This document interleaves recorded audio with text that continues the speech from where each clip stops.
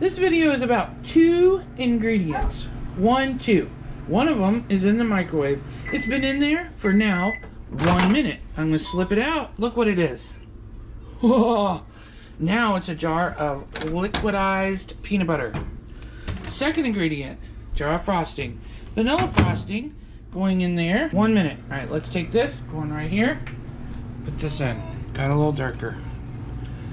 All right, 1 jar of this.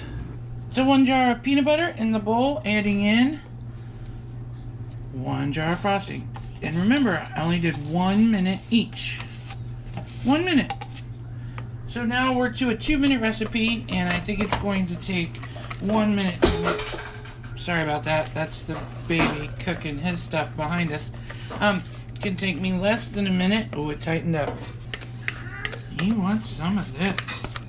I took a piece of wax paper. I clipped the corners.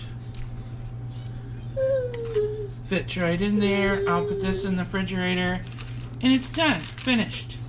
This is peanut butter fudge at its easiest and its finest.